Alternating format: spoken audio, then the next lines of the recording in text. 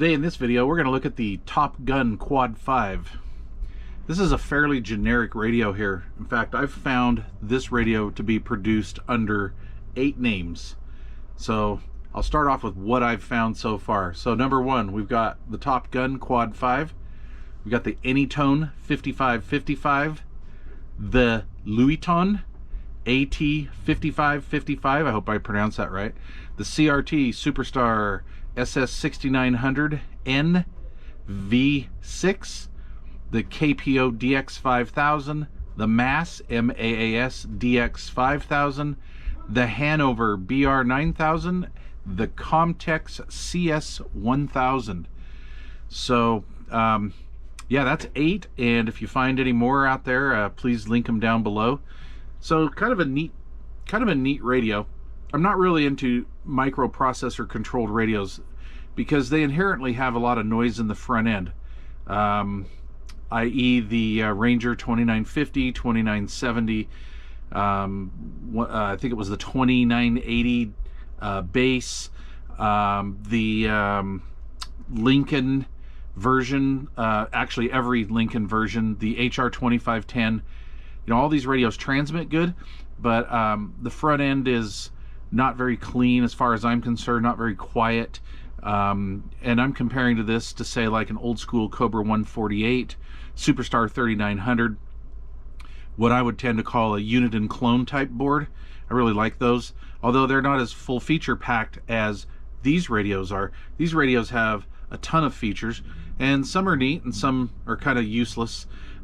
So we'll just start with the basic features. We have volume squelch over here, tone and echo, totally useless. That's about as useless as a channel 9 switch. RF gain, RF power control, which is really nice. And these things put out, you know, roughly 10 watts on AM, and you know, they can go 40, 50 on sideband on PEP.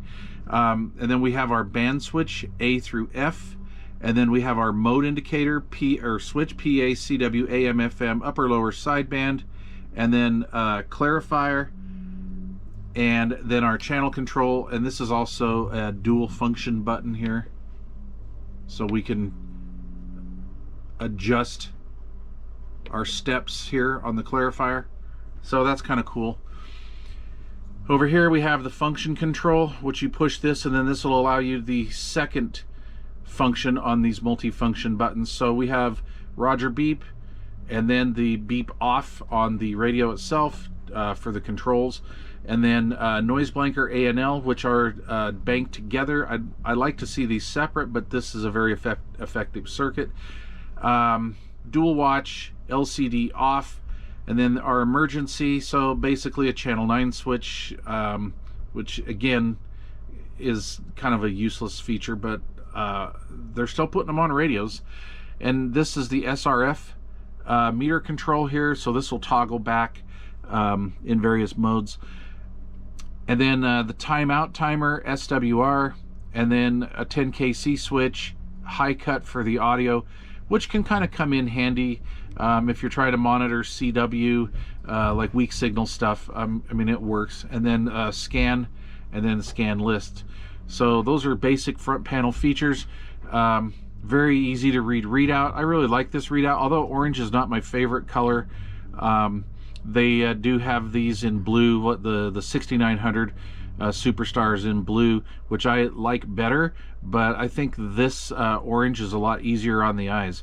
And then of course this stuff is backlit here behind all these, and I'm sure to a lot of you I'm not really telling you what you don't know, but anyway, I thought this was pretty cool because you don't see very many of the Quad 5s. So this was imported over in America through Bob CB up in what is it, Scrantonville, Pennsylvania. And I've had this radio for several years. I bought this as a demo unit because I wasn't sure if I was going to carry these or not. Like I say, I'm not impressed with these, so I brought in this radio, some Lincolns, and some other radios that were pretty popular about, what, 4 or 5 years ago. Sold all those other ones, but I kept coming back to this one. This has a decent front end in it. It's a quiet front end, and I actually talked to the importer And that was something that he requested when he was having this radio done for him. He wanted some receiver tweaks to quieten this thing up, and it's very effective, so not bad. It has a few little weird quirks with it, but we'll get into that in a minute.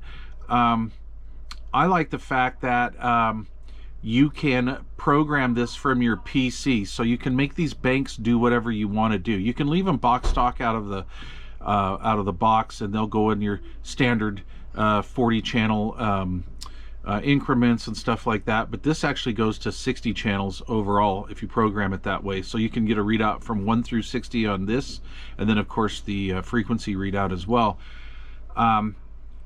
So I went, and when I was moving, I had to go and decide what mobile radio I was going to take. I left a lot of my radios in storage. Actually, I left pretty much all of them in storage when I moved from the state of Washington to the state of Utah. And as I'm boxing up radios, you know, I'm boxing up President Adams, Superstar 3900s, the new Euro version, there's a really clean version. I mean, I have at least 60 mobiles, all mode mobiles. I only own a couple AM rigs, but I wanted a rig that was all mode, had a decent power output, because I wasn't sure if I was going to be running an amplifier or not in any given situation. And I wanted something with some flexibility, but that receiver is so important for me. And oh my gosh, I messed around with that. I battled with myself for a couple days at least, and I picked the Quad 5. So because of the channel coverage of this, the RF output of this, and it's adjustable, so if I need to use it with like a lower drive amp or something like that, I can. If I want to use it with my straight 4-pill, I can do that. It just leaves me a lot of flexibility. I prefer the look of an old school Cobra 148 style radio over this, because I kind of think this is quite ugly actually, but this radio is the one that won. And so all that being said, we'll do this little receiver test that I like to do. So I have no antenna on here, and I don't know if you can hear that, but there is nothing there. Listen to that. Cranked up all the way. Just so you know it's on. Single sideband, very quiet. Some radios are quite noisy at about the 9 o'clock. And what I like about this is when I'm on the base at night and I'm trying to pull a weak signal out, I don't have to bother with the internal noise, the processor noise of the radio itself. So this makes it very nice. If you're out in the boonies in a mobile and you want to crank it up, you can. And this radio would actually work very well. And I know some of you guys are going to poo-poo this, but the linear amplifiers with the preamp in it, this works very well if you have a good preamp in your amplifier. So anyway, yeah, that's pretty cool. So what we'll do here is we'll take a look at the back. Okay, so on the back we have the heatsink for the dual MOSFET finals. This is our programming cable that we've got routed inside the radio and out the back of the chassis right here. Coax connector, ID tag, CW key, external speaker, and then of course the standard Uniton 3-pin prong. And it does come with a pretty, you know, fairly heavy duty power cable for that. So that's not bad. All right, I kind of like this. The angled mic connector, that's kind of neat. And these goofy little microphones, it's pretty standard with some of these radios now. And they can control up, down, and what was it, auto squelch, I think, as well. But this doesn't really sound bad. It's not a bad sounding microphone. However, I'll use this in a mobile. I tend to not use a power mic in a mobile. I'll maybe take one with me, but I don't tend to use one while I'm driving. Maybe if I'm sitting somewhere up on a hilltop or something and I'm going to do a little bit of DX or something, I'll throw a mobile mic on.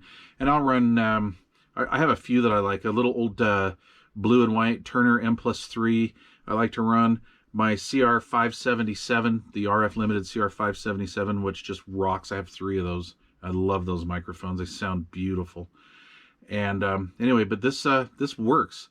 And stock mics, you know, today really aren't that bad sounding on these radios. I think they've pretty much got it down. It's a decent AM mic and a very good sideband mic.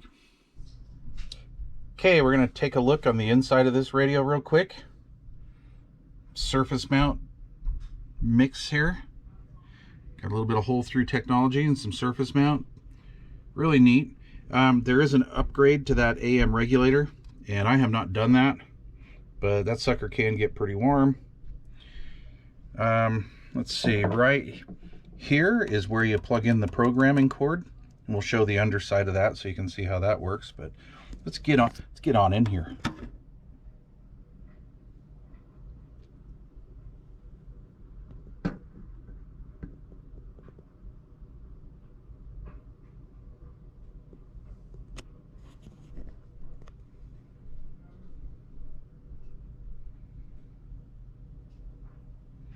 There's the back of the front panel.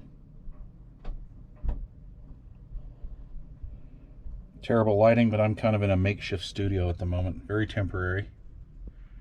So there's that. All right. Okay, so I've got it hooked up here through the cord. This is the factory cord that came with Top Gun. And yeah, this may or may not work because I haven't used this in a long time. So this is straight up real Breaker Broke 23 in action. We're gonna fire up our Quad 5 software. Alrighty. Boy, maybe should have practiced this. Let's see. Let's do this here. Let's I'm gonna read from the radio up here. Can't open a communication port, and why not? Let's find out what I did wrong here. Let's plug it back in. Take the little USB here. Maybe it'll find it automatically. Let's see. Read from radio? No.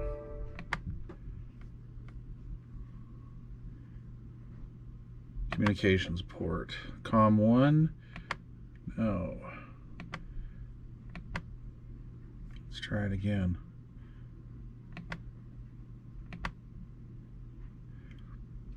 Read data from your radio. Do you wish to continue? So I had it on the wrong COM port. I'm going to read data from my radio. Just trying to find the best view here. All right. And reading data is completed. So here we have our band. We have band A, and here's our channel layout for that. We'll go to D, standard CB band, and as you can see, 26965. We've got our, we can set our transmit frequency. That's right, you can split on this. That's right. I like to listen to those 10-meter repeaters, but I've never actually chunked a repeater with this radio. So this is going to allow me to do that. So that's going to be kind of neat. Let's see. I don't want to enable my echo. We have high cut, all these, and these are all front panel adjustments as well. But I just kind of like the fact that you can tailor everything the way you want it. You can set your emergency channel here from 9. So you know what you could do. So like say you're running, say you want channel 6 as your default emergency channel. So just go over here, set it, and then you can go back to the front panel of the radio. So pretty much no matter where you're at, anywhere in the band, whether you're on 10 meters or 25, 9 megahertz or whatever, you could just hit your emergency channel and go to 6. So, all right, that'd work. And let's see, I had a goofy band here. I forgot what it was. Was it A, maybe? And it goes up to like 30 megs. It's been a while since I've used this radio out of band. 28,890. So yeah, anyway, it's in there somewhere. And it goes to channel 60. So the readout on the front of the radio will go to 60. But anyway, I like that I could configure that how I wanted to. So that's pretty cool software. It's not really necessary. I mean, if you're not computer friendly and you don't want to play around with it, you don't have to, because you've got all that stuff on the front panel, basically. But that is nice to be able to just go around and take care of things. So anyway, that's showing that it's hooked up to the gonculator. And let's exit out of here and see if I can do that without screwing up.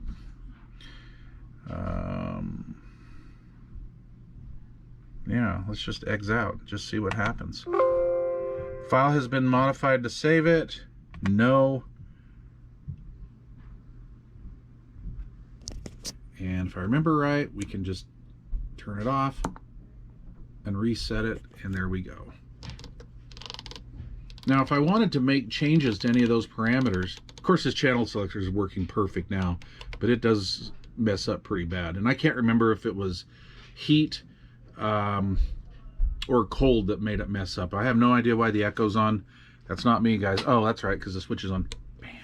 All right, so we got the little warning decal on there that tells you how to reset it. I've only had to do that once, and it was when I was trying to learn the software on how to set this radio up. There was a little learning curve to it, and I definitely needed this information, so I wouldn't suggest on tearing that off. Here is the programming cord, and they tell you how to do it. You just loop it over the board and then just go out this little area here. Very convenient. No solder joint issues or anything like that. This has been a very, very reliable radio. So pretty cool.